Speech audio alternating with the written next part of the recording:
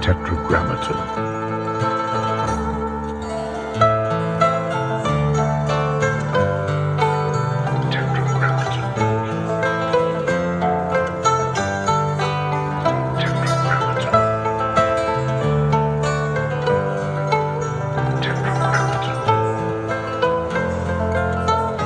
I did have like my past lives, this whole past life thing where you do your past life. It's Shirley MacLaine was a friend of mine. She was like, so she made me go to New Mexico, and I did this for like 5 days.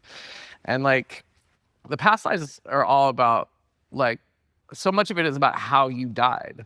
Like how each, well, at least this is what this one thing was like, and how you end it has to do with what you're still dealing with, and that like the end is important, and in fact, like in this I mean, I'm not co-signing on this, but this was just the philosophy, was that like, they used light, some kind of like color therapy or whatever, so that like you remember the death, and then like you think of a color, and then the color somehow heals, or like somehow it provides some kind of catharsis, so that then that death is sort of lifted off of you, so you're not like still dealing with the fallout from the death or whatever. So it's just yeah, I mean, whether you believe that or not, it's just like, as a storyteller, it makes sense that like, you're always trying to figure out what is the satisfying ending for your story, like what is the conclusion. Yeah. And you think about life as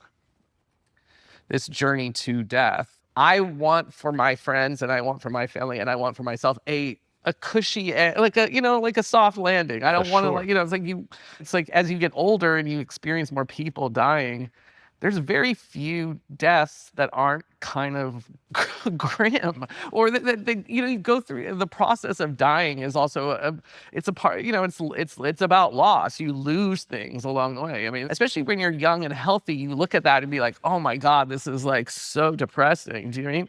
Because you see people lose their hearing, their ability to like control their bowels, all these things that are some sort of humiliation.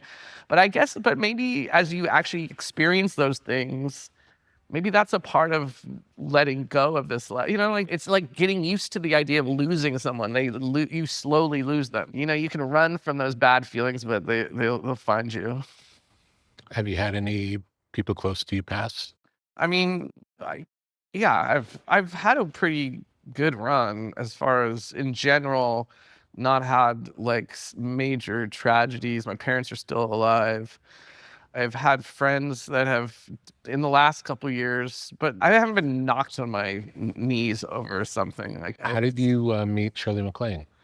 Shirley MacLaine I met at a party, and like I was just, like I was a fan, so I started talking to her, and then like she was always like trying to get me to do.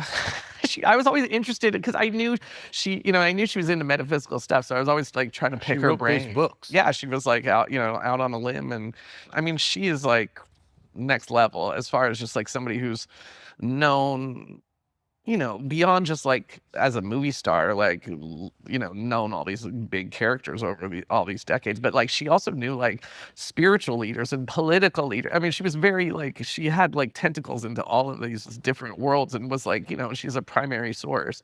So she's a trip. But anyway, like I would always bug her about it. She'd be like, I'm not talking about this anymore. You're gonna have to get your past lives done. And so like she set it all up. But yeah, so Tell me how it started. You went to a place to do this? Yeah, she was like, so in Galisteo, New Mexico, there's this place called the Light. I don't even know if it still exists, but there's a place called the Light Institute, and it like literally looks like a janky B movie, like sci-fi movie from the like 60s or something. Like the buildings are all like totally kook, and everybody looks, like the woman who did it, she has like shock white hair and blue eyes. I mean, I got there, and they were like, oh yeah, they're talking about, they all have seen extraterrestrials. She's like, it used to be exciting. Now I just see them and I just leave them alone. I don't care. It's like, I'm just not that guy. I'm curious, but I'm not. I'm a skeptic or whatever. And then they put me in this. like circular room with all these animal pelts and like bongo drums, and like it was super hot, and I had partied the night before. I had come to Galaxy. I was like, I think I was coming off of like an Adderall bit. I don't know what. So like I was in this thing, and I was like, it was like I was being cooked in a tangine or something. Like I was so hot. Was it And a sweat lodge? well, I was just waiting to go in there, but it was just hot outside, and I was in this thing, and I was just like, I was probably dehydrated or whatever. By the time I got in there and was on the bed, I was like the perfect way to go, because I was just so open and brain rot anyway. So I was just like ready to go. Like the first time that I was with this woman, it wasn't about past lives. It was just about memories of this life, where she would say, connect with certain parts of yourself. And I had never done anything like that, where I was thinking about memories that I hadn't had, like I really hadn't unpacked since I was a little kid, and crying and not in a sad, just like having this like really intense relationship to the child self. And I was like, I came out of it, I was like, this is like, it was so cathartic. And I was like completely sobbing, and like, and so then I signed up to do the 5 days. So I like just did that one little session, and then I was like, okay, I'm in it. And then I went back, and I was like, this is like, it was like a second date, and you're like, why did I think that first date was so good? And I was like, how am I gonna get through this? Like, I was just, it was so awkward. But it was actually really formative in some way. And I came home, and like, if you go to my house now, there's paintings of all the different past lives. I had this artist do the lives, and so there's all of these different lives done in the stuff. So like if it's a Japanese life, it's like done in these kind of Japanese prints, and it's like, and so like, yeah, I love, I don't, whether I believe in past lives or not, I love the idea of not being too attached to your form, that you're part of this protean creation, and you're coming into the world in this form, but this is not you.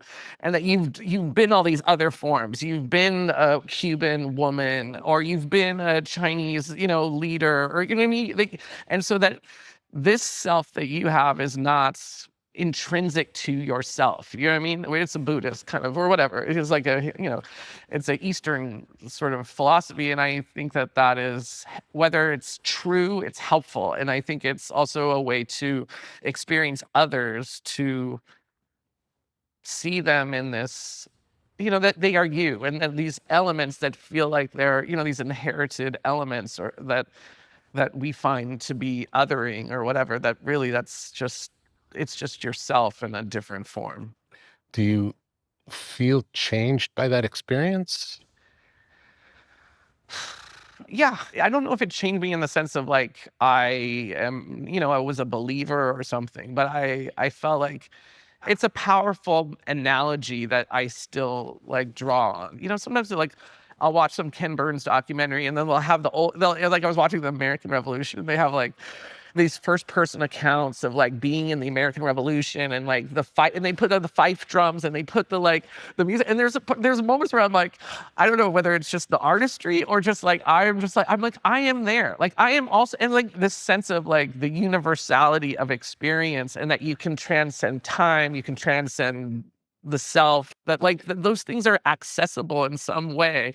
And that as you go into this dream state at night, every night, it's like you're creating new selves, and you're connecting with old selves. And it's like, again, it's like, do I believe it, like in the, because I would go to Shirley MacLaine, and I'd be like, some of it I feel like is really uncanny, and some of it I feel like I'm making up. She's like, it happened to you. She's like a very like, it's like a fundamentalist Christian, but like she's like a fundamentalist, like, and I am not a fundamentalist, but like I do think there's just something about it that is, there's some things that are just inexplicable, where you just have these like emotional, I'm sure you've had, I mean, you're as an art, it's like, that's part of what art is like vibing into something that you didn't think you'd ever vibe into, and you're suddenly dropped down into some other person's thing, and you're like, this feels so familiar. You know what I mean? Do you have that from art too? Like if you watch a movie, do you see yourself in a movie or no?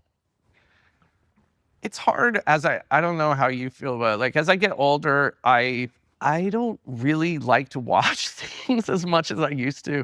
When I was a kid, I just consumed everything, and like it really is hard for me to go see anything anymore, or like try to, it's like I feel often trapped inside art, or like it feels claustrophobic in certain kinds of experiences. Like sometimes I'll get like there'll be some amazing movie or something, and I'll just feel really lit up. Yeah. But often, it's like often I don't even give it a chance because I'm just like I don't know. I feel like I like creating. If it's a friend's something, I want to be a part of that. But like, I don't know. It's like, I just feel like I've given so much time to watching things that I feel like I don't, I did it, I think when I was young to try to learn and steal and like, you know what I mean? Like, and of course, obviously that's why I chose it. I was completely engaged and the spark was, I was really into seeing stuff, but like I've gotten to be more, it's like I just don't want to give it more time than I want to because it's just there's so much shit. What are the kind of things that you watched as a kid? Well, it's funny because I was from a religious household, and so like a lot of things that we didn't really watch. So like there were a couple movies that were taped off TV, like I think that like I can name them, like The Poseidon Adventure, Fiddler on the Roof, freaking I don't know, like probably Oliver, like and I would just watch them fight like 500 times. Like I would reenact the Poseidon Adventure in my backyard, like on the reg, whether I had friends or by myself. Like I remember, like I like did a redo of Airport 77 at my second grade on the bleachers, and got everybody to like be one of the dead people in Airport 77. So there was just like a couple. I don't know. I like disaster movies, and I liked flipping, I guess certain musicals like Fiddler on the Roof or something. Like Fiddler on the Roof, I still is like best movie. Right? I love Fiddler on the Roof for some reason. And then how would you say your taste developed over time? Well, my family was religious but my dad was a professor at a seminary of audiovisual. So he was actually he wrote like movie criticism for Christianity Today. Wow. So it was like he would watch movies, but all of these through this sort of theological Christian lens. Would he talk about it with you? Yeah. So way? Like there was this idea of using movies as a way to talk about ethics and talk about the value system of a movie or the hero's journey through a sort of Christian lens, which I think has definitely obviously impacted me. But then I also, in second grade, I had a teacher, was Sam Shepard, the playwright. His mother was my second grade teacher. Wow. So she was like, and she was a cool lady, and I was into her, and she was really obviously proud of her son. And so like when I was pretty young, I started like reading Sam Shepard plays, and then I realized that that was a career that people had. And then, yeah, I was just always then I started like writing little plays, and I was just, a little weird creative kid. I remember I got the record of Who's Afraid, I mean, I was pretty young, like Who's Afraid of Virginia Woolf. And I would listen to it and follow along. I just like the way the plays, like, it's like, it's funny how when you're a kid, little things just there's some, like Freud would say, like a cathexis, some kind of erotic charge.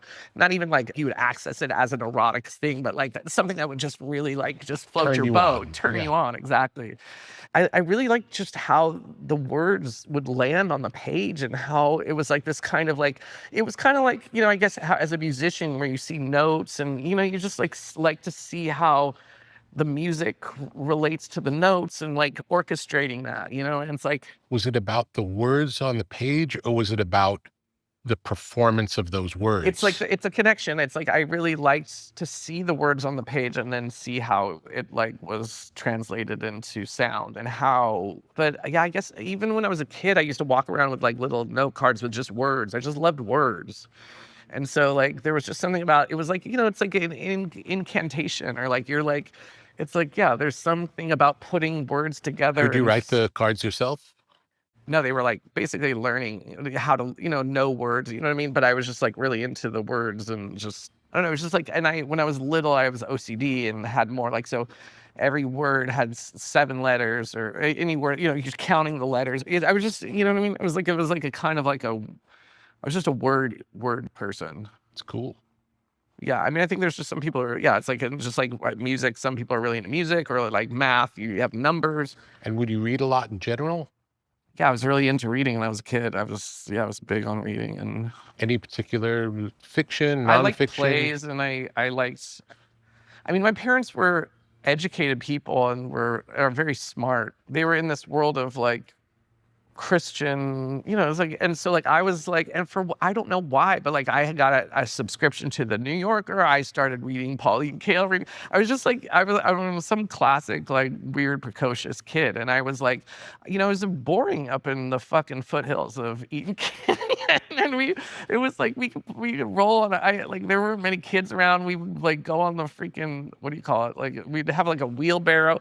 We'd go down the thing and like, but then after that, I'd be like, okay, so like I was just had this very like, you know, it built out this sort of inner life of being interested in other things, you know, like I was so yeah, I spent a lot of time reading, and Do you have brothers and sisters? I have a sister, yeah, Older or younger? she's older and she's a teacher now in the same area that I grew up in. What was your relationship with her like? I mean, it's complicated. I mean, she's adopted and I'm not, and we were very close in age, but very just different. We're just different. Was she adopted before you came or Yeah. after? So Before. my mom had like 6 miscarriages, and then they adopted my sister, and then she got pregnant and then had me, and I was the only kid. I see. So my sister's great. She's awesome, but like it was definitely like it wasn't like we had overlapping interests, or you know, she wasn't like we weren't concocting stuff together really. How much older was she? 9 months. Oh, so very close. Yeah. Interesting. Let's talk about White Lotus a little bit. What do Okay. you think makes White Lotus different than other TV shows? It's a good question. I mean, I think one of the things that's different about White Lotus, and it's not necessarily the thing that is the reason why it's successful, or it's necessarily the reason why, I don't know, it's of interest, but it's definitely, I think, why it's something that I enjoy keep doing it, which is like because of the format, it's really just like following people over a week. There's something about that as a format that like it's like I wouldn't want to write something that's super plotty, you know, and at the same time, I don't know. There's something about just like because of the time element of it, it's like leads to certain kinds of. It's like it's in a way it is like little plays, but because there's this like kind of conceit, there's this little hook, you know, that like keeps that and this sort of propulsive hook. Does a whole season take place in a week? Yeah. And when they would come out, would they come out one per week or did they come out as a group? They come out 1 per week. And I think something about it, because it's come out 1 a week, there's like it starts with like like something bad is gonna happen. You don't know exactly. Someone's gonna die, something bad. But then it's just following these people on vacation, and it's like their little interests, and you know, it's like it's kind of like it's very lo-fi in terms of like there's not like tons of stuff going on, but you just feel like it's all leading to like a I don't know, like someone's gonna it's like a human sacrifice or something. So it's like somehow it keeps people's interest, but like it feels very like observational and more about I don't know. There's something about it. I don't think there's many shows like that. Like it's like because of it has its own formula that like I think is fun for me because I really don't. I mean, I don't know what I'm doing, period. But like, I like, it's just a funny as somebody who's like written these character stuff that like to varying degrees of success and of interest to other people.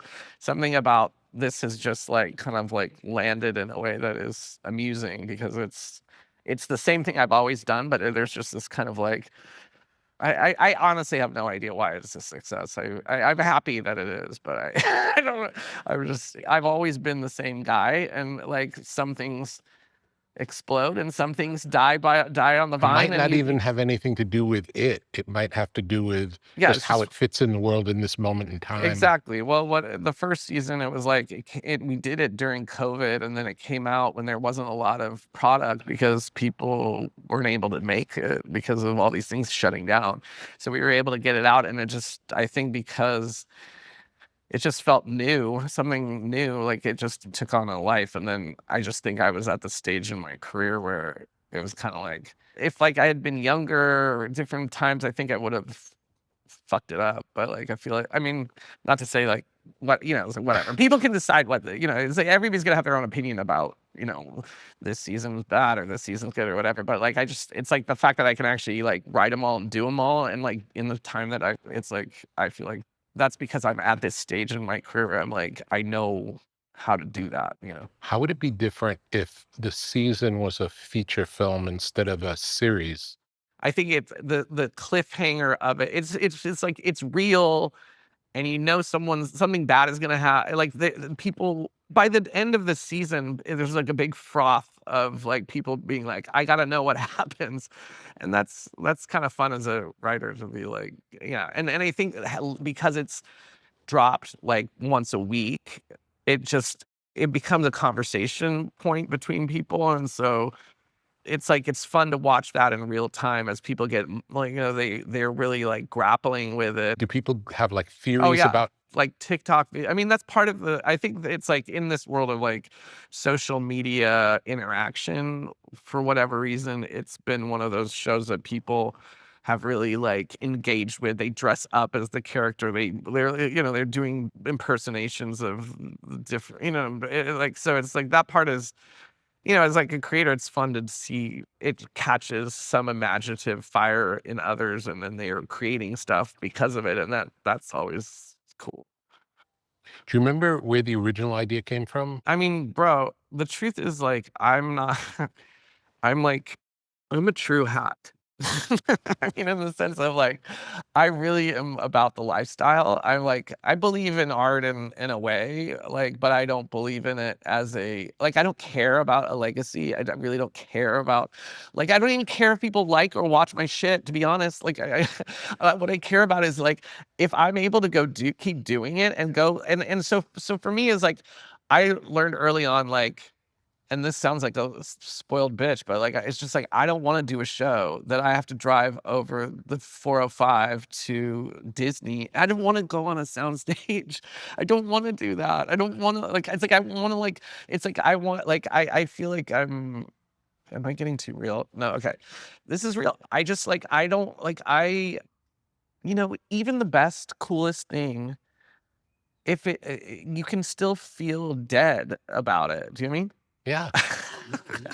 So it's like I'm kind of like very sensitive to like feeling like, okay, this feels like a routine, or this feels like a job, or this feels like, you know what I mean? Like I want to like I like to see new places. I like to explore new cultures. And personally I'm like, I know I can do this job. So it's not about whether I can do it or not. It's just like, is it cool? Like, do I really want to do this? And so TV, like this is one where I'm like, so maybe I just follow a couple on their honeymoon and like just then like go to Sri Lanka and we'll shoot the thing, and then they'll go to the Maldives. And I'm like trying to think like sounds like the most freaking fun, you know what I mean? And so the problem was COVID. I was like, oh, I always had this idea of like a couple on a honeymoon, and then they would you realize because I went on like Amazing Race, and you realize when you're on these trips that these like, like if you and I are hanging out here for a week, I'll know this Rick Rubin. But if you and I are then suddenly sent on a trip somewhere and we're like having to like deal with like cab drivers and whatever, I'll see a different Rick Rubin. It's the same with me. Yeah. So like, I just thought that that's an interesting thing. You start with a couple who's all really into themselves, and then they go on this trip, and then they realize who they married and whatever. So I was like, that'd be fun because then we could travel around and do all this, I was like, but then because of COVID, I was like, no, we have to just do it in one place. We'll follow different people on the trip. And then, and I just, at the time I was just like, I didn't want to go back to TV, but like I was so bored during COVID, and it was like I was driving around the West with my dog, and I was like, this is cool, but like I'm like ready to do something. So like I did the show, and then I'm like, oh well, each season we could go somewhere new. We could go to Thailand, we could go to Japan, we could go to like, Have any of the shows done that? not in this way, not in this. I mean, I don't think. I mean, maybe, but that nothing. There I was mean, no model that you based it on. no, no, no. And it's like really was just like this fantasy of mine to always be able to, keep growing both as a writer and a creator or whatever, but also like, you know, having that even if the show was a turd, that like the experience of going to make a show in like Sicily, you're gonna have, yeah, something's gonna come cool out of that. You're gonna meet, and also, you know, you whenever you're traveling, you always want to like, you want to be more than just sightseeing, you know what I mean? You want to like have sex with the land, or you know what I mean, or like you just want to get involved with the people in some way that's more, like, you know, legit, or like where you're really getting something, you know what I mean? Yeah. And so like that part of it is cush. So yeah, so I like this idea. I'm happy to keep doing this, and now they're paying me. It's like this is probably it. I'm just gonna finish this, and then I'm gonna I don't know. I'm probably not gonna keep working. I don't know. I don't know, but you described driving around with your dog. Yeah. That's Well, what that's it would true. feel like if you stopped working. Yeah, maybe. I just feel like it's just weird how it's like, yeah, I don't know how I'll feel. But I'm getting older. It's like I'm like, I like, I'm starting to like the resort life. Like you wake up, you go to the gym, you eat some food, you go play some tennis, you eat some food. What else do you do? I don't know, but it seems fun. It's just like this whole thing of like, I mean, it's like I know I'm good at, I can do this. I mean, and when I say I'm good at it, I'm like I can actually just do it. It doesn't mean I'm, you know, whatever. It doesn't mean anyone will like it, I'm not. Yeah, I'm but not. you can finish the Yeah, project. exactly. Which is more than some people can do. So Yeah. that's something. So like, but yeah, I don't know. I sometimes wrestle with that. I mean, I know that you are Mr. Creative and keep the, you know, it's like you, it's all about, but there's a part of me is like, do I really want to always just be creative? I don't know. Maybe I just want to eat and play tennis.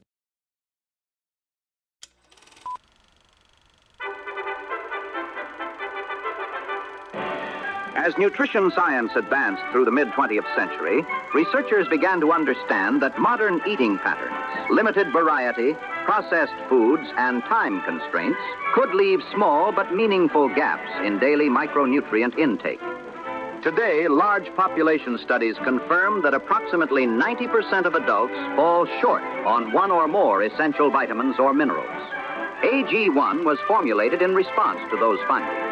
Each daily serving provides more than 75 vitamins, minerals, and whole food sourced nutrients, including vitamins A, C, E, B6, B12, magnesium, zinc, selenium, and iodine. A scientifically developed formula backed by nutrition research and delivered in forms the body can readily access. Because utilization depends on absorption, AG1 also contains probiotics to support gut health and digestive function, helping the body make effective use of what it receives. AG1 contains no gluten or dairy, uses no genetically modified ingredients or artificial sweeteners, and is suitable for a wide range of dietary approaches, including plant-based, paleo, keto, and low-carbohydrate diets. Available in single-serving packets for when you're on the go. Manufactured under strict quality controls, every batch of AG1 is tested to confirm its composition, nutrient levels, and the absence of contaminants, ensuring reliability from one serving to the next. It's no wonder AG1 is trusted by the world's top athletes and experts.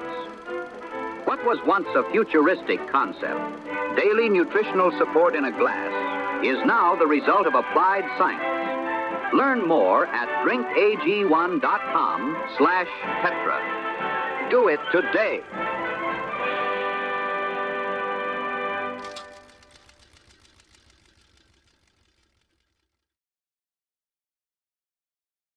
How's it different when you write something if you don't direct it? Then it's like you're just kind of working to figure out how to manipulate the director into doing it the way you want. It's like, or not manipulate, but just like you know, you're trying to, you know, because I didn't really want to. Tell me. I didn't really want to direct in the beginning because I don't really like managing people. You know, it's like I'm not. I sort of.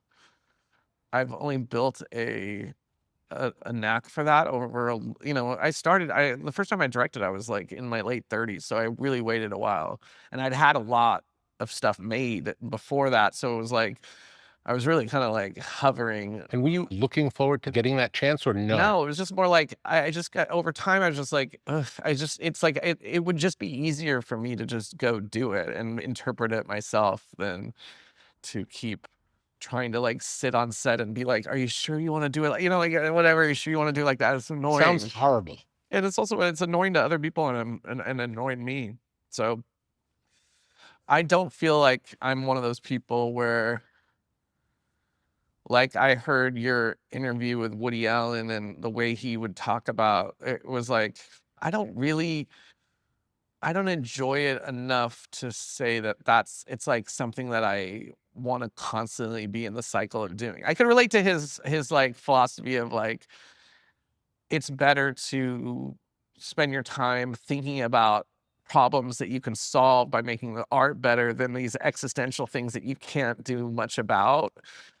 But at the same time, it's like, I feel like I'm in this idea of like wanting to just, as a person, I don't know, like I kind of feel like it's like, goes back to what I was saying before. It's just like, sometimes creativity can be just a knee-jerk reaction to things. You know what I mean? Like, or just not as creativity, but like writing the script. It's like, I don't know what else to do, so I'll just do this again. Yeah. Do you know what I mean? And it's like, I've always been afraid of not having enough money. Like, I've always used money as an excuse to keep doing things. And then at some point, you're just like, I can't use that as an excuse anymore. And what am I gonna, like, I don't know. I'd be like to like push myself to try to find other ways to like grow beyond just this way of interacting, especially when you're in charge. Like, I get tired of I'm tired of my opinion being so meaningful to people and like having stuff and like suddenly everybody has to do, you know what I mean? I don't know. Like I'm, But it's only that for your stuff. It's not like you get to dictate what anyone else thinks about anything. no, yeah. You're just saying, this is how I see it. Yeah, but I've just been on this, And like, you get to share it. yeah. So like, but like for 5 years now, I've just been doing this nonstop. So like, can't get off this bus, which is okay. Yeah, I'm yeah. not complaining, but it's just like, at some point I was just like, I'd like to just fuck off. And maybe you'll do that at some point, Yeah. and you'll either see, yes, this works for me, or can't wait to get back. Yeah. I had a question for you, which is Yeah. like, when you're dealing with all these people, do you ever feel like because it's like, to me, I think that when I think about you, and obviously I'm impressed by you and always and have been for a long time, like, as you approach each artist, like getting in, like mind melding and getting in their head, is there a part of you feels like, not because you're not a con artist, because you're not stealing anything, you're enhancing everything that they're doing, but is there a con game element to it? Is there like a confidence game that like is like, are you doing something kind of a guru? Confidence is part of it, which is if I'm working with an artist who does something that I see is great, and I see that they're insecure about it, which most artists are, I can have the confidence for them that they don't have for themselves. Yeah. And it helps get them over the line. There, yeah. Just because sometimes it's like with actors, I have all these actors on the show, and like, you're trying to get the best out of each person, and and like, but there is something about it where I'm like, I feel like I'm like, my personality and my persona becomes massaged by this job that I have. Do you know what I mean? Where I'm there to, like, You treat people nicer than you would normally do. well, it's just like, well, knowing which people are sensitive and you need to be gentle here, so which people need to be challenged. That's and true in life, though. That's how Yeah. we treat the people around us. Yeah. It's like a part of me, you go like, is this, how does that end up affecting myself by being always thinking about people through that prism? Do you know what I mean? It's interesting. Never thought about it that way. In a way,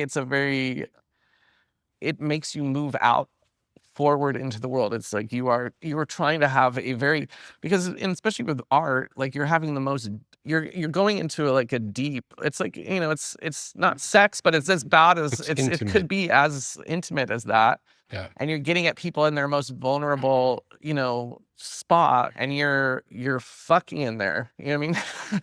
And what's cool about it is that you're actually generating these relationships, and you're reaching out into them in a way that, like, some people wouldn't dare to go, you know what I mean? Yeah. So it's like you're spreading out, but it also, like, I just wonder then the power you have, like, it's like it's a powerful thing, especially artists, they want to be seen, and you're telling them that you see them, like you just said, like, I see in something you more than you even see it yourself, which is like a head trip, you know what I mean? Yeah. Yeah. A lot of it is psychological and helping someone unlock themselves. So it's therapy essentially. Yeah. Do you feel like you lose yourself in the process? No, it's just more like I find it very, it's like I maybe I just feel a little more burdened by it, because it's like, it's sometimes I don't know what it's like over time, like, what happens in all these relationships, like, you sort of feel like sometimes with actors, you feel like like they're dolls on the shelf waiting to be played with, and they need you to come and play with them, and then you're playing with them, and then then you leave. It's like Puff the Magic Dragon or something. Like, they're waiting for you at the cave for you to come. And then there's this sort of feeling of like wanting to. It's almost like you have a bunch of girlfriends that you're stringing along in some way. Well, I mean, not really, but like, and it's not. Again, I don't have some, like, I don't have an agenda, but it's sort of like I feel like I've dropped. Like, there's a lot of people where I'm like, like I've done that where I like showcase a certain person's talent, and then you move on to other people, and then they're left feeling like you walked away from. I don't know. I guess it's like this. Maybe it's because I'm just more neurotic or something. I just like feel safer not. It's just like I hate letting people down, Same. and it weighs on me sometimes. Same. So it's almost like I won't do this anymore, and then it's like all fair and free and whatever. I mean, but I do think that, like, there's something beautiful about the relationship, and you're also like in the it's, yeah, it doesn't have to be some kind of heavy trip. Did you ever pitch a TV series before White Lotus? I started on TV shows. The first show I ever worked on was the show Dawson's Creek, and then I did Freaks and Geeks with Judd Apatow, and then I created my own shows. But like I When was, you worked on Dawson Creek, was that as a writer? yeah, I was a writer. So And was it in a writer's room, or did you write by yourself? there was more writers around, but the nature of that show, like Freaks and Geeks that I did with Judd, that was more of a writer's room. People would like pitch on stuff, but with that show, you just kind of write on your own and then come together, and But I was never somebody who liked to write with other people or liked writers' rooms or that stuff. And then I did a show, or I was like somebody who was very fast. I was always like fast, but like I did a show where I basically had a nervous breakdown, and I was it was just too much. So I had like a mental breakdown. I was put in a hospital, which I escaped from, and like it was like That was the show, or that really happened? that really happened. I see. So yeah, it was kind of dramatic, and so I was just like very afraid to go back and do TV again, because it was just the pressure of it was too much for me. Just because of the schedule? Just because like it was like one of those things where like I was like, it was like Molly Shannon, Jason Schwartzman, and like I had all my buddies doing it, and like the network hated what I was doing, and it was just like the work was just already itself was so hellish. Just like the amount of work was so much, just from the way I work, because I try to write it all and do it all myself. Yeah. And then just also the fighting. So it was like I was the work itself So was the hard. fighting wasn't about the work, but it was to get the work out. No, it was about the work. So like it was hard enough for me to just do all the work, but then it was like a network that it was like Fox. They had gone from like being Married with Children, like rowdy, bad kids network, to American Idol at the time, and it was like suddenly they were getting 30 million viewers a episode, and they wanted you to retain those viewers. So they were having an identity crisis in so like they went from being, because I was this like, kind of provocative indie guy that they had hired to do the show. And then they suddenly wanted like a family show that they could retain. And I was just like, That's not what you do. I can't pivot. I'm not good at that. I don't know what you think I can do. I can't do this. So it was just like classic case of them telling me this is what the audience wants. And then they tested both the show that I had done, and then the show that I had this freaking Frankenstein show that I had it had turned into, because I was young and giving in on stuff. And then the original show tested great, and and I'm like, you guys don't even know what you're doing.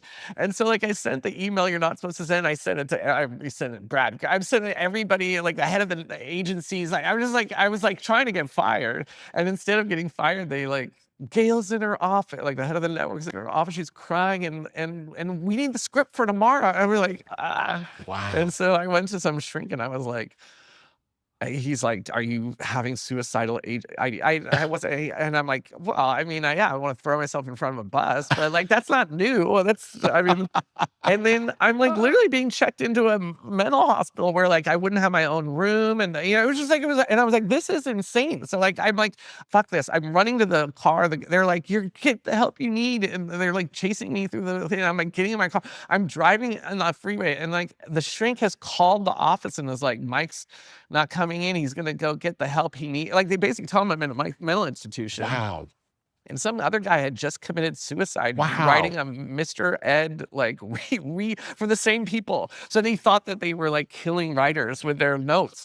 So yeah, I was driving on the freeway, and then I have like 15 messages, and there's all these executives and like producers that are crying on the phone, thinking I'm in a mental, you know, like, Oh, yeah. and they're like, and I was on my way back to work because I didn't know where else to go, and I was just like, oh, okay, I shit the bed. I should totally shit the bed. And then the show got canceled. It was like a lesson of like, I'm not really made for that kind of stress. Like some people, like Judd, for example, was somebody I saw, and he went through stress. Like I saw him stress, but like he was good at like just, you know, pushing back and being a bitch back, and like, you know what I mean? Like it was like he knew his worth. I mean, he knew what to say. I don't know how he knew, but like he knew how to like fight. And like I would fight, and I would just fall apart. You know, I just couldn't, I was just not somebody who's like, could do the creative job and also fight like all that time. You know what I mean? Yeah.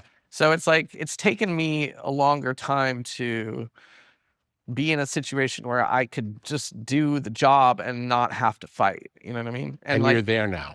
Yeah, with this like show, like, and you know, HBO in general, I did another show with them called Enlightened with Laura Dern. Like, it was like where they left you believed alone. in me, and they saw what I could bring, and they accept me.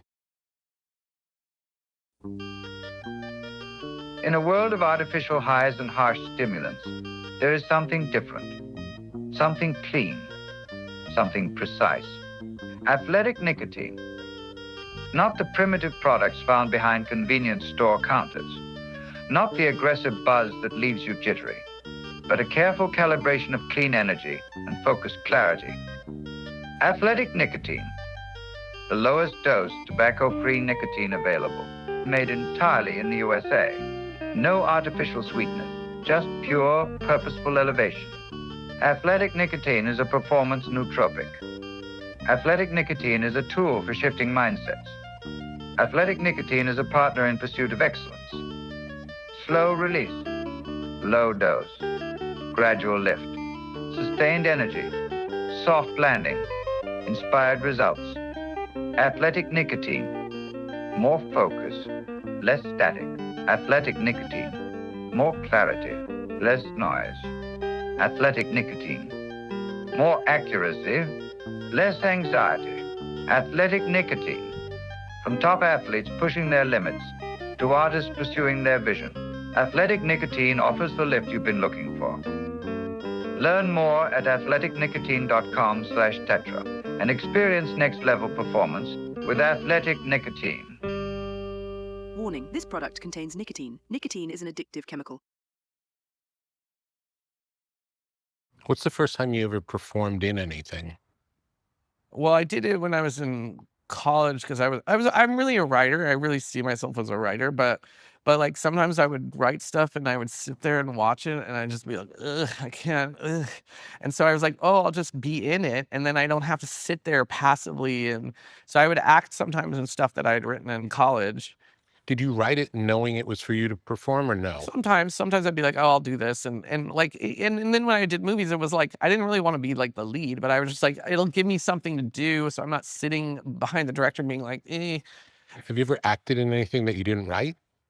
Yeah, I have, just like as friends, you know, favors to friends and stuff. But Is that fun or no? It's fun to interact that way, but such a different kind of vibe, writing and especially being like the mastermind of the theme, you always are like, you need to stay on point or else it's like you're failing everyone. You got to just like make it as good as you can make it. And acting is like letting go and like giving, like you giving into to something, it's kind of more of a like free spirited thing that I feel like I can tap into and have fun with. But it's less compelling to me lately, I guess. How is writing a second season different than writing a first season?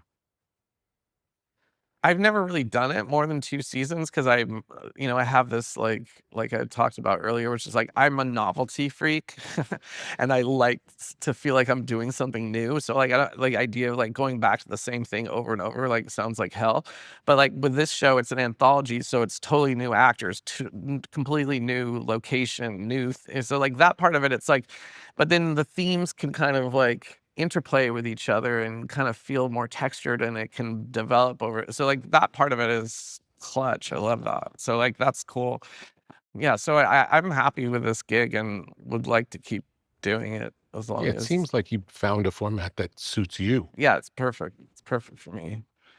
But yeah, you asked me about reality shows. Yeah, tell me about. You don't see the pleasure in going on a reality show? A reality game show? Starving on an island? Do you ever see Survivor? I've never seen it. You never seen Survivor? I've never seen any reality show. You've never seen a reality show? No. Tell me what was the thought? Well, I don't know. It's hard to explain to somebody who doesn't really even see any of the pleasure of it. But Survivor is just it's a classic show. Yeah. If it wasn't a TV show, would I do it? would you do the same thing Oh, no. in the same competition? No. Everything was the same except there's no cameras. Well, I would definitely do like the Amazing Race I did, which is like a scavenger hunt around the world. Hell yeah, I'd do that. And I want to do Film that. or not. Yeah, I would do that just to do it. It's like I've actually tried to. I mean, I haven't done it yet, but I'm in the process of like I want to organize a tuk-tuk race across Sri Lanka with your friends, and you can like get all the things and like it's like a scavenger hunt. You go different places, and it's. I mean, yeah, it'd be so fun. And I've done that where I've like hosted and like scavenger hunts around LA, and like you go all balls to the wall, and that's fun. But Survivor, I don't know. Survivor is more. It's very punitive. I mean, you're starving. I don't know if I would suffer like that if there weren't cameras. Like, I feel like the cameras, no, I think that cameras give you life. You know what I mean? You're like, because then it's like you're suffering for America. You're suffering, like, it's like, I think to suffer alone, anonymously, like, that's suffering. In fact, on Survivor, you suffer before the show starts because they have like a week where you're you're under this lockdown where they're doing all of these different kinds of like, you have to go through this process and there are no cameras. And I hated that. Anytime that there weren't the cameras around, I was hating it because it was like you're stuck in this like before, like, so they have tribal council, you vote people out or whatever. But then before the tribal council, you're in this tent and there's like a PA there telling you not to talk to each other and you're sitting in the mud and there is no camera and you're just like, this sucks. But then you go to the tribal council, there's cameras and you vote someone out and it's dramatic and I'm like, this is fun. Because you feel like it's showbiz? No, it's just like, it's like part of yeah, maybe it's just because I mean, yeah, well, one, I'm a fan of the show and you know that you're part of this thing and so that's funny. It's just funny. I don't know. It's just funny. But like when you're sitting just waiting to go on and you're in the dirt and you're starving and you got shit in your mouth and like this fucking PA who's 22 is telling you to shut up. You're just like, fuck this. But I don't know if I could do it again. They just did a 50th anniversary. It's like the 50th season. And they brought me back to come and I just did it in the summer. And it was hell. The whole thing was hell. It was like literally every second of it was hellish. It was so hellish. So I don't know if I could ever do it again, but I'm still a fan. Are most of the other people on the show people that you know from something else or no? No, none of them. I mean, it's just people. And actually, that's why I didn't like it as much this time because the first season I went through, it was like a truck driver from Texas. It was people from all walks of life who'd never been in that experience before. And you're going through it with them. So there's something very bonding about that. And it is a lot of drama, 39 days starving. like I lost 27 pounds. You're like going through all these things, you're crying. You're like, it's emotional. It's like a big deal. And then the next time you go and you're going with a bunch of people who are now reality contestants who like have like kind of worked on their persona through, I mean, they started as truck drivers, but now they're like the, people they bring. Influencers. Yeah, they're influencers. And so, and also you've done it before. It feels a little more canned. So that's just the nature of the beast. But so, yeah, but I was just like 50th anniversary. I don't know. That's something I was like, I should just do it. And also at the time I was like, oh, White Lotus, it did sort of become this like phenomenon. It was just a lot. Like, and I was like, I don't want to deal with that right now. I was like, I'll go somewhere and like skulk away and be like just one of a bunch of people on an island. But I realized I couldn't, it was like I got there and it was like, there's a press junket before, it was like all these things that I had this fantasy of how I was going to be able to get away from this person that I was trying to run away from. And I was like, oh no, this person is here and now I'm starving. Now it's just that person and I'm starving.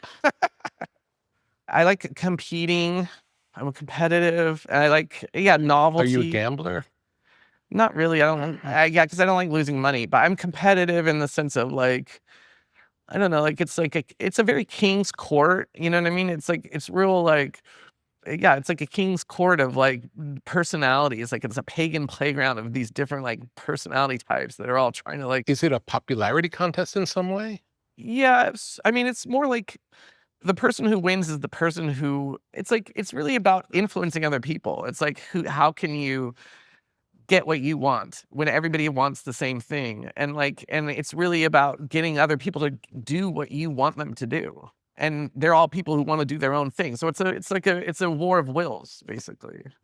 It's classically a very interesting show to watch because when it first came out, you had these different sort of archetypal people that like they kind of cast it for like, the crotchety female truck driver, the vixen who's like the bathing suit model, and like all these from these different, and they all want the same thing, and they're all eating each other until one person is left. I don't know. I just like surviving, like musical chairs. I used to like musical chairs. Like you'd be the last person to have a chair, or like dodgeball, where you throw the ball until there was just one person left. I don't know, something about. I guess it's like maybe it's because my mom had all these miscarriages and I was a baby who was like trying to survive. You're the one who made it. The one that made it. I'm like, when that Survivor first showed up, I was just like, this is the show. This is like surviving other people. And you wrote a movie that was a wrestling theme. Yeah, Nacho Libre. Tell me about that. How did it come to be? Well, the director is the guy who'd made Napoleon Dynamite, Jared Hess, who's one of the great. I love that movie. Yeah, he's an amazing guy. He's such a nice guy, and his wife, they're both super cool. And so they had this idea to do a wrestling movie with Jack. Jack Black and I had a company together for a while, and Jack's also an amazing guy. And so, Jared was a Mormon, and he had done his mission in, I think, Ecuador. I don't know, somewhere in the South America. He spoke Spanish, and he just wanted to go back there and do a luchador movie. And I was like, that's like right up my alley. You're shooting in Mexico. Yeah. And Jack was down there, and we just had a blast. It was probably the most fun I've ever had on a set. It was just so much fun. How much do you know before you start writing? Well, I don't really write anything that's like. I'm a kind of know-nothing guy. I don't know. It's like I try to like. For me, it's more about feeling my way in, and like I don't need like to the be story. Do you know the whole story before you start writing? I usually know where it's going, and I try to like get vibe out the characters, and that part is the funnest part to me, honestly, is the gestating. Is like, where you're lying there, oh, this is an idea, da da da da, and like the gestating before the writing is super fun. And I like to try to keep myself from writing until it's just like the baby is ready to be born. Do you know what I mean? The writing part happens quickly? Yeah, it goes like, it's like, and this is the problem now, is that like, because the show is 8 episodes, it's like, so I just went through a period of like writing 450 pages of stuff in 2.5 months. Wow. And so I have a sprinter's approach, and sometimes it's a marathon. Yeah. And I go a little cuckoo because it's like I just finished. I'm completely spent. It's like I've had my finger in the electric socket and I'm just like, so like, I need to just get my head on straight. Do you play all of the different characters when you're writing? Yeah. Do you ever say things out loud or no? Yeah. All the time? It's like I write it until I hear it. So I don't know if I'm actually saying it, but it's being said in my head. Yeah. Mm-hmm. And if something funny happens, do you laugh? I hope so. Totally. I mean, if When something you- sad happens, I cry. But when you write something sad, you'll cry, and when you write something funny, you'll laugh if you're alone in the room. I mean, some things, yeah. If I'm laughing, I don't know if it's always funny to other people, but it is funny to me. So like, and I definitely come from the place of like I'm trying to like get myself off, and I'm writing for those moments where I'm getting off. Yeah, on you're it. entertaining yourself. Yeah. Great. All the best things happen that way. Yeah. Okay, I'm going to read a list to you, and I want you to prioritize it. Okay. There's 5 things on the list: characters, dialogue, story, setting, philosophy. Huh. I think character first, and philosophy. I personally I like to organize things based on philosophical concepts. Like, I think philosophical concepts get me excited. So character and philosophical concepts kind of sometimes like Both number 1? well, they go hand in hand. Like the characters come out of philosophical ideas. So philosophy I would say might even those come two. first. Yeah, it's just sort of like, what am I trying to get at? And then I'll build a character that sort of helps me get at that. So yeah, you can't have one without the other, I guess, and at least with this kind of stuff that I'm doing. So I would say they're both one. And then dialogue, what is it? Setting and Dialogue, story. story, and setting are the 3 Well, left. story I think is probably the next, because I think that's like, story is the playing out of these ideas, Mhm. and then the dialogue would be next. In a weird way, dialogue is probably more my strength than the other things. So like, it is what it is. And then setting is Last. the last. What are your favorite films of all time?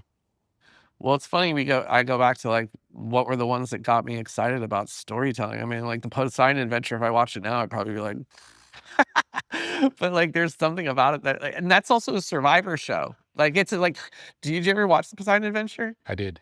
Do you remember I've seen all the Irwin Allen movies. there was a poster that was like, who will live and who will die? And it was like, like 6 of them died and 6 of them lived. Do you remember Counting this? Inferno was another one. Yeah, exactly. And so like this idea of like, you don't know who's going to live and who's going to die. And then I was into that. I don't know if that's really an effect of like, I don't know. Although Survivor, what do we call it? White Lotus, whatever it is. It's a little bit like that. Like, who's going to die? Like, who's going to live and who's Do going you to die? think seeing Poseidon Adventure many times as a young person made you like this? Yeah, was I excited about that? Like, would I inevitably be excited by something, whether Poseidon Adventure existed or not? Yeah. What do you think?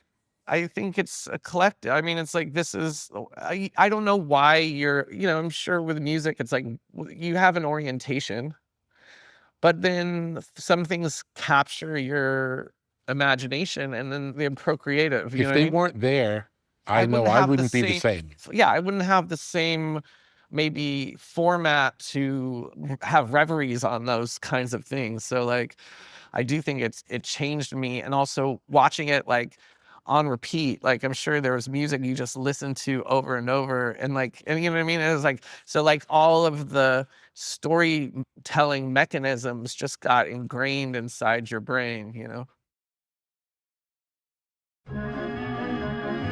So much of today's life happens on the web. Squarespace is your home base for building your dream presence in an online world. Designing a website is easy, using one of Squarespace's best-in-class templates. With the built-in style kit, you can change fonts, imagery, margins, and menus, so your design will be perfectly tailored to your needs.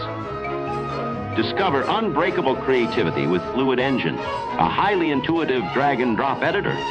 No coding or technical experience is required. Understand your site's performance with in-depth website analytics tools. Squarespace has everything you need to succeed online.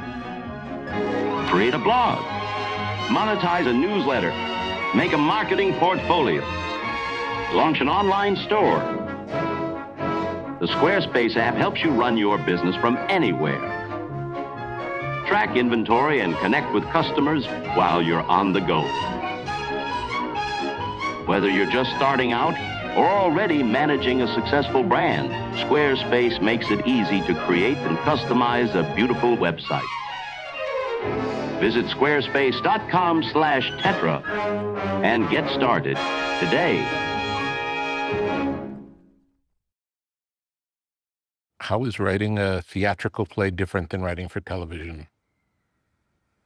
I mean, I wrote plays when I was in college, but I haven't really done it since. So, but I mean, the thing is, what's cool is like it's like being in a. It's like what's the difference between performing live and performing, like having producing a record? It's like there's so many things you can control, so many things you can excise. You can just guide the viewer, the audience in a way that you can in a live thing.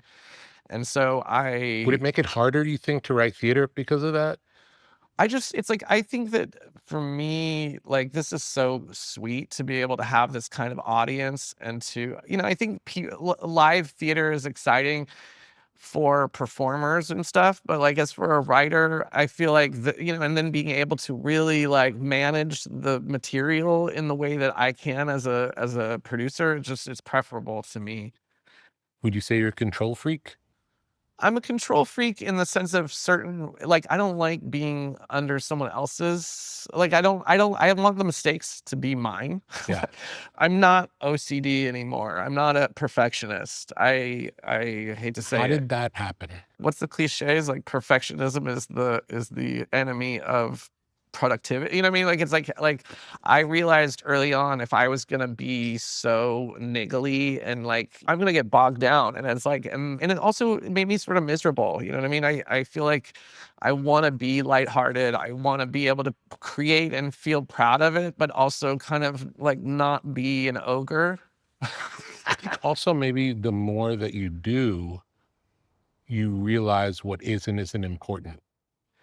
Yes, and also, yeah, exactly, and also, like, there's certain things where you realize, as as someone who is really into the collaboration, that, like, letting go of feeling ownership of everything and realizing other people are bringing stuff to it, and it gives it more variety of expression, Mhm. and so that comes with security over time, a security of self and not being such a, stingy bitch.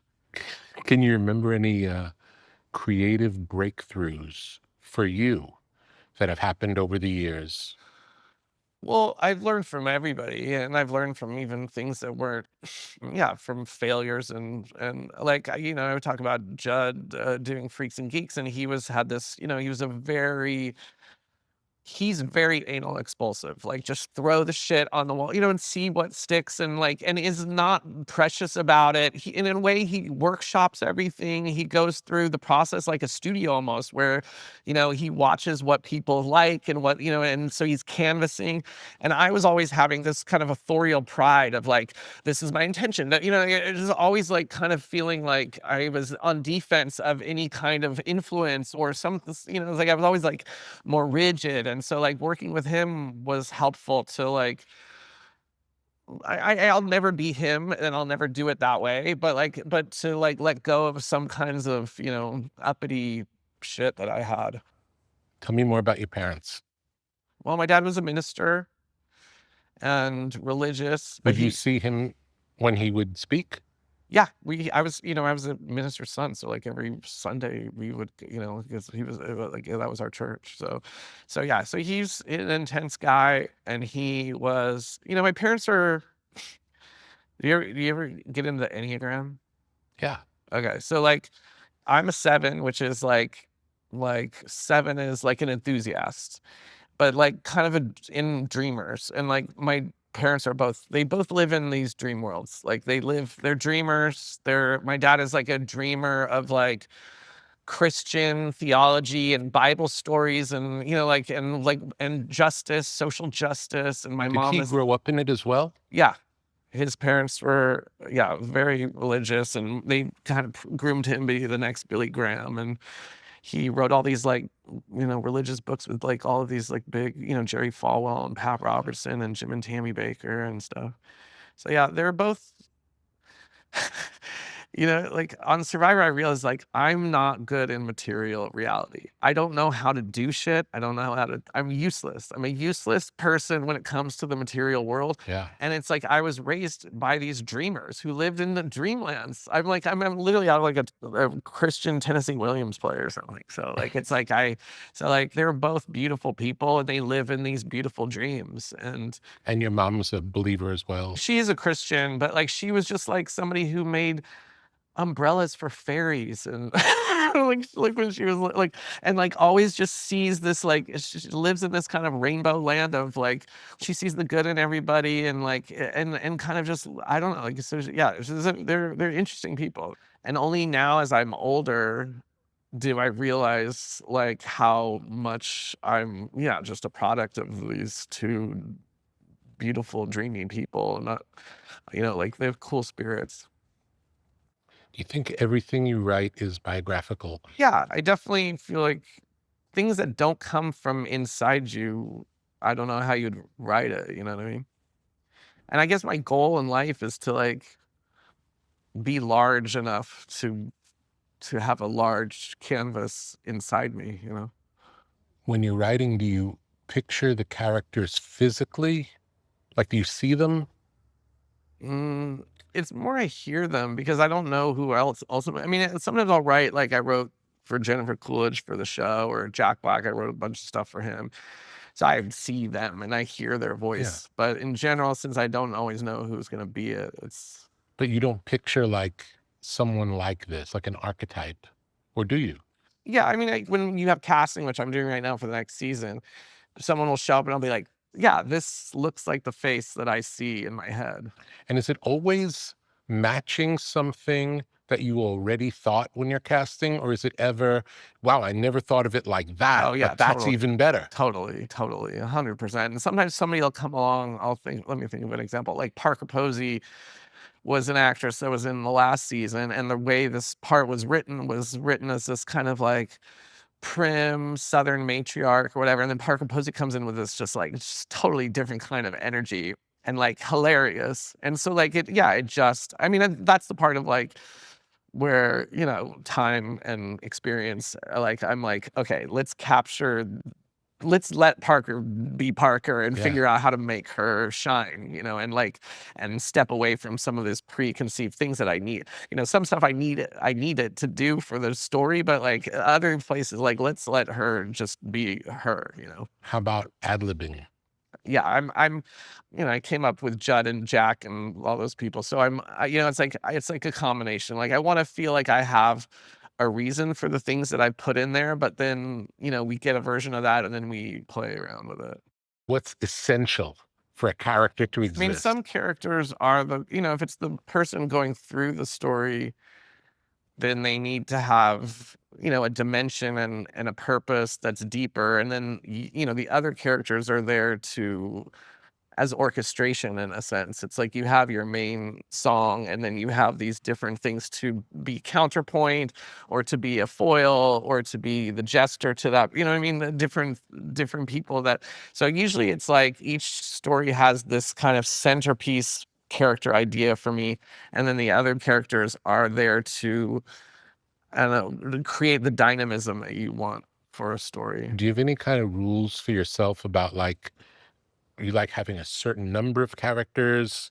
Yeah, I mean, I think it's like with White Lotus, for example, I think the gestating part is like you're trying to figure out how many characters you need in order to have enough material and you know, event and like drama. And I guess I like to be economical, so I want to have the least amount that I can have whilst, you know, so that everyone, like I like a chamber piece, you know, like I like to feel like I'm being like very conservative and so that everybody there's like real sort of shifts for everything, and it like I just like you have your own, you have a more of a relationship to the work. You know, it's like a chef, you know, it's like you want to have a little bit of this kind of flavor, you want a little bit of this flavor. If it's too this, it's too simple. If it's too this, it's too, you know, crazy. You know what I mean? It's like you're just going for that like perfect little, I don't know. And whether you know, other people see it, but that for you, that's like the thing that it's like you want to get that perfect mix of flavor and texture and stuff. Does everything need to make sense? No, I mean, and that's the thing. It's like you know, I grew up with a dad who wrote sermons, and that everything was this kind of like, you know, it's like, you know, had a dogmatic quality, or there's like there's a lesson. It's like always bringing you to the water to drink. You know what I mean?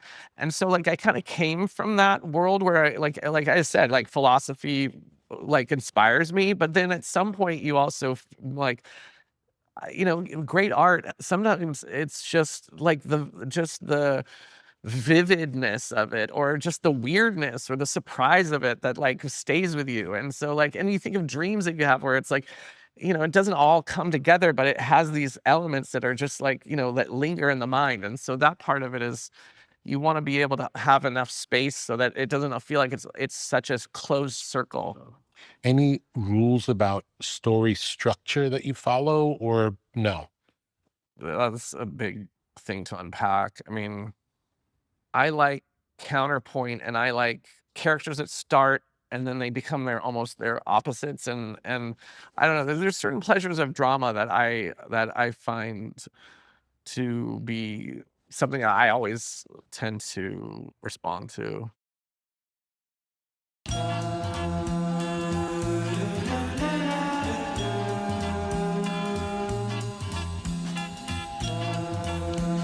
LMNT, Element Electrolytes. Have you ever felt dehydrated after an intense workout or a long day in the sun? Do you want to maximize your endurance and feel your best? Add Element Electrolytes to your daily routine. Perform better and sleep deeper. Improve your cognitive function. Experience an increase in steady energy with fewer headaches and fewer muscle cramps. Element Electrolytes. Drink it in the sauna. Refreshing flavors include grapefruit, citrus, watermelon, and chocolate salt. Formulated with the perfect balance of sodium, potassium, and magnesium to keep you hydrated and energized throughout the day. These minerals help conduct the electricity that powers your nervous system so you can perform at your very best. Element Electrolytes are sugar-free, keto-friendly, and great tasting. Minerals are the stuff of life. So visit drinklmnt.com/tetra and stay salty with Element Electrolytes. LMNT.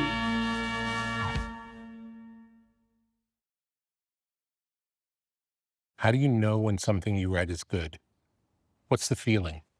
I mean, I'm sure it's the same with you. It's just like when you get excited and like when you're like, no one can tell me that this isn't good. I like whether it's good or not. Like nobody can tell me, and it will knock me off this perch. Do you know what I mean? Where you're just like, You feel it. you're like, this is gonna be bad, and like, cause you know, you get so many, you know, especially in, you know, it's so expensive, this thing, and like there's so much money involved, and there's so many collaborators. It's like, you know, you have dozens of actors, you know, so many people have opinions, and it's like it's like those are your North Stars, or those things where you're just like, this is gonna be funny. I believe in this little thing, and like it kind of anchors you in the process. When you write something funny, do you have someone that you call up to tell it to? Yeah, I'm pretty private for somebody in this thing. So I like, and I've had the thing where I've had friends where you show them draft and you're just like, this isn't fair. Like, it's like, so I did have a very small, like I just go to HBO. If you guys are okay, if all systems go, then I know over time, you know, dozens of people are, but that early initial thing, I feel like I've learned like not to.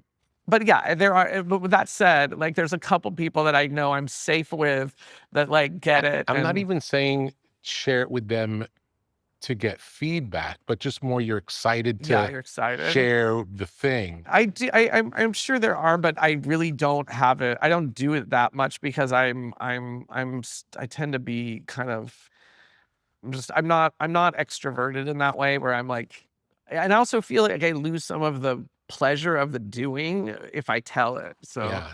You So don't want to give it away. I just want to like hold that excited energy Yeah. and use it to the work. Do you think of yourself as spiritual? Yeah, totally. I mean, I feel like art is a spiritual enterprise, you know, it's a non-material. Beyond the art piece, do you have a spiritual practice? But I consider myself a Western Buddhist in the sense of like, I feel connected to the Buddhist, at least this sort of Western version of the Buddhist concepts. Like if I'm not really reading the sutras, you know, it's like this idea of the non-self and finding that through meditation and like, you know, like, and some of the stuff that we talked about before about past lives and all that. So like, I feel like, yeah, I'm spiritual, but I also feel like I'm strong. I have this feeling lately where you know, I'm from a religious background and I've seen people leave the church and then, you know, how they create their own religions. And I'm kind of, you know, especially as you get more success, you get more successful and you're around other people that are successful and they feel like they've landed, like I've landed on the, you know, like it's like where they're, I don't know, I feel like I want to live in a place of unsurety because I feel like that's, certain things work and certain things don't work, but like I like the idea of being, you know, kind of more, you know, it's like in a science mode of like I can have my mind changed about anything. Do you know what I mean? Where like somebody could say, "Oh, this is like your," you know, like it's like, and not be too rigid about, oh, the choices. Do you feel like as you get older, like a lot of times people like the choices they've made, they have to be defensive about them, and that like this is the truth. You know what I mean? Or this is the best way. And like I also agree that everybody comes to their own. We all build our own heaven. You built your heaven here. You know what I mean? But I like this feeling of being still in a like I haven't landed on the plant, you know what I mean? I don't know, like, it's, like, okay to not know and be, you know, modest about what I really know, you Yeah, know? yeah, yeah. No, that's beautiful. Same. I don't feel like I know anything. Yeah, and I like to be in situations like, you know, you go on Survivor, as silly as it is, and be around all these other people who are living such different lives than you, and you realize like, "Oh, yeah, there's a whole like, I don't know everything," you know what I mean? I'm the king of this little castle, but I'm just a little it's just a little ca it's the littlest of castles. How did you learn to direct? I don't know if I still know how to direct. I mean, basically, I mean, I mean, like, I think some people would say I don't know how to direct. I don't, I like, I basically, you know, like, I really don't know much about cameras. It's funny because I'm going to France and it's like I've learned French over the years multiple times. I learned it in high school. I went to Montreal. It's like, and I feel like I'm starting over again. And like every time I go onto a set and it's like, and like we're talking about shots and stuff, I'm like, I've been doing this for decades now, but I'm like, I feel like I'm like, do I even know what I'm talking about? Like, I don't, you know, it's like every time I feel like I am learning it again. And like with each actor, you learn it again. And with each person, it's like each thing is its own. It's like what I know is the work. You know what I mean? What I know is it is the writer that concocted this vision. And then now I'm like working with these designers who know a lot more than me about how to like get me to the promised land. But I do feel as a director, I feel like I'm just kind of like I just have access to the writer in a way that's that is I have a that's my way in, I guess. Tell me something you learned from your father. What I learned from my father this will probably make me emotional, but you know, my dad, he was from this religious upbringing, and he, you know, he wanted to save people's souls, and there's something beautiful, there's something obnoxious about, you know, the missionary who is coming in and thinks that they know better than everyone else and is telling it, but there's also something beautiful about seeing each person as a soul who is worthy of saving, and that each person is a child of God.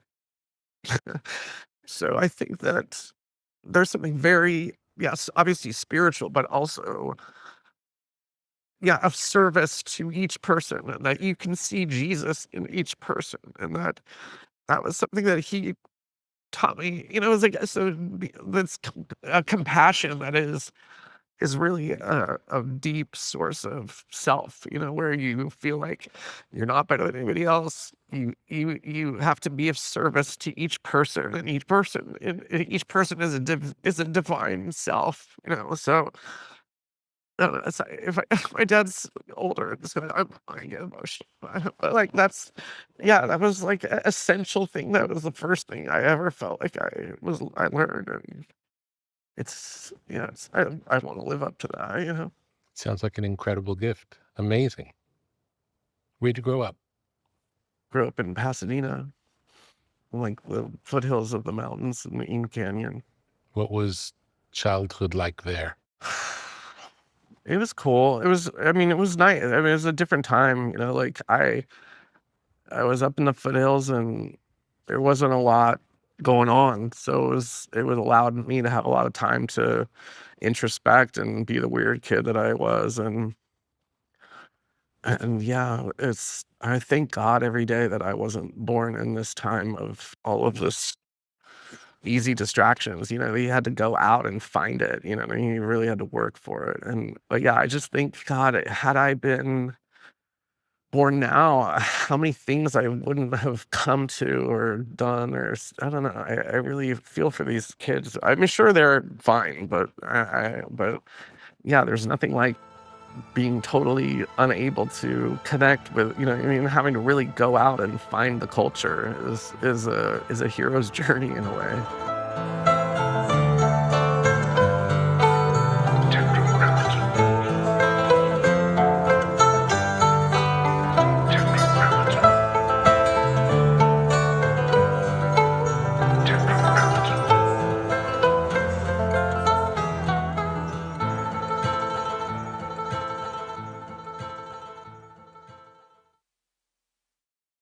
Tetragrammaton is a podcast. Tetragrammaton is a website. Tetragrammaton is a whole world of knowledge.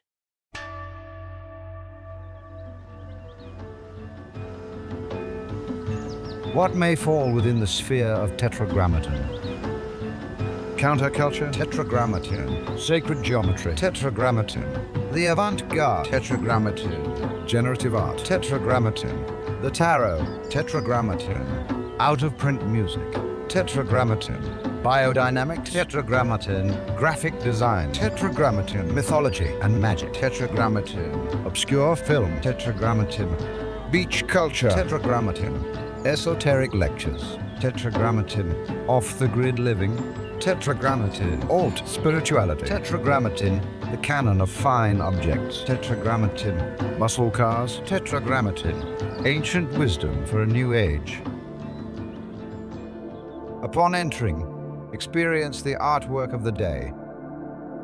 Take a breath and see where you are drawn. Tetragrammaton.com